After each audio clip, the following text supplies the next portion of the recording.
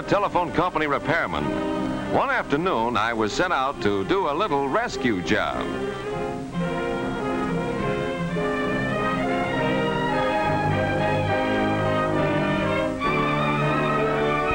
A telephone pole doesn't make a very good landing field for a model airplane.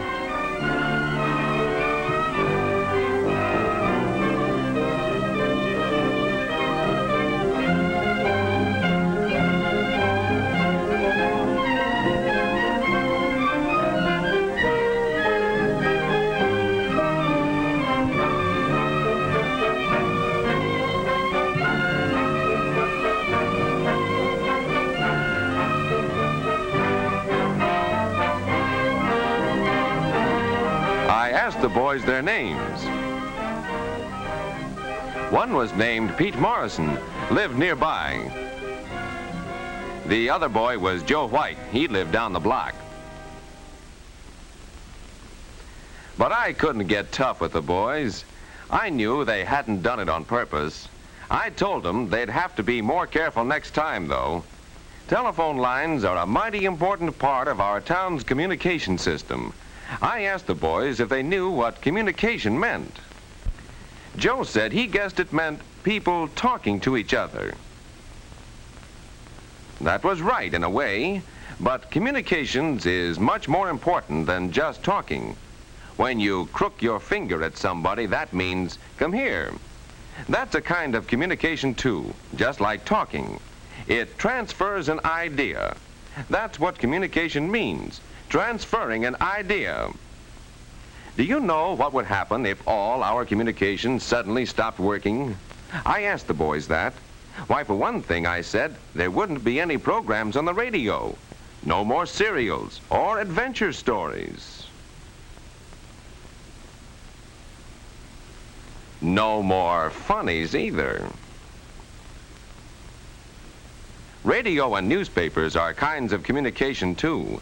But communication is a lot more important than serials and funny papers. Suppose you became sick all of a sudden and your mother decided to call the doctor. If the phone was out of order, it might be hours before he could be reached, and that could be serious. Without communications, our town wouldn't get along well at all. But we could still talk to each other, Pete said. Pete was right. Talking together face to face is a form of communication. That's the simplest kind we have. But when we aren't that close together, when we're so far apart that we can't even shout to each other, then we need another kind of communication.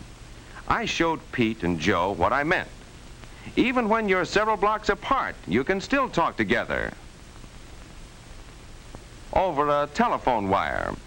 We might say the wire ties you together. Communications tie everybody in our whole community together like that.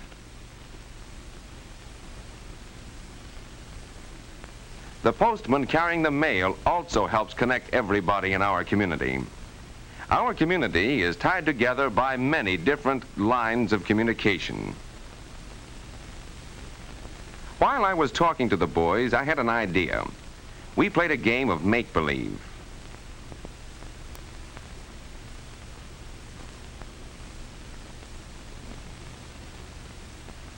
We pretended a roll of tape was Pete's house, and another roll was Joe's house.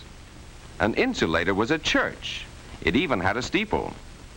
Joe's pocket knife was a butcher shop, and a notebook was the boys' school.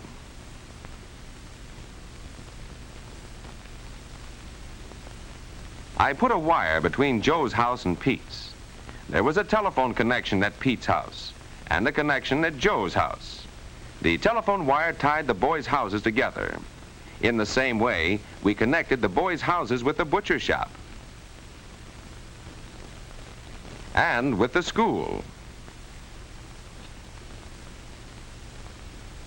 But that was only one way in which these places are tied together.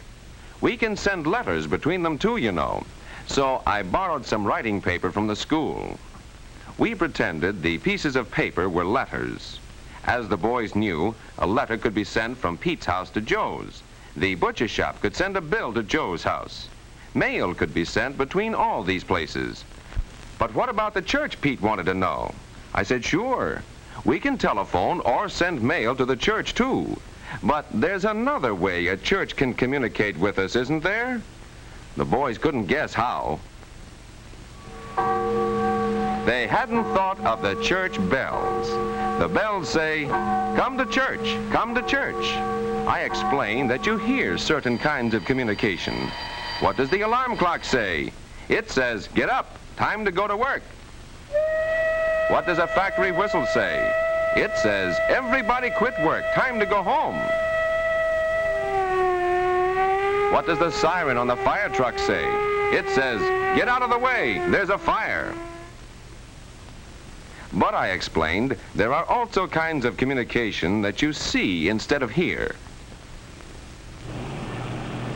When a policeman raises his hand, what does his signal mean? That's right, it tells the people in the cars to stop or go. Even flashes of light in code can communicate ideas. Signs are also signals. Some signs don't even need words, like this one. Other signs come right out and say it. They give a warning to keep people from getting hurt. People read newspapers that tell the latest happenings. They receive letters that carry messages from friends. People go to the movies to see and hear a story. I explained to Pete and Joe that our town works better because it's tied together by communications. But I said, communications also tie us to other towns. We played make-believe again, pretended a rock was a big city far away. When I asked the boys what kind of communication tied us to the city, Pete thought of one right away. Mail, he said. Then Joe thought of another kind of communication. Telephone long distance.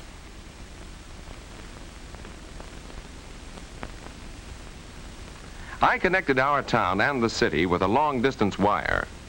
After they leave our town, I said, telephone wires run along the highway and across the fields and over the rivers, all the way to the city.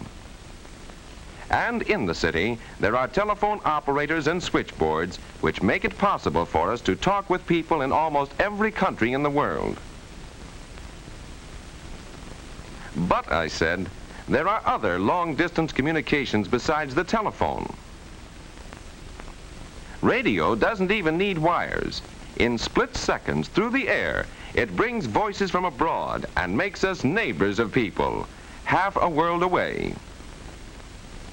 We have television, too, so that we can see as well as hear events happening far away. You see, communication ties us to everyone, everywhere. There are simple kinds like talking together, and complicated kinds like television. But simple or complicated, all are important. Well, I had to go about then, but before I left, Pete told me he had an idea. He said that he and Joe would try to find out just how many different kinds of communication they could find in their neighborhood. Say, I'll bet they had fun. How would you like to try that idea?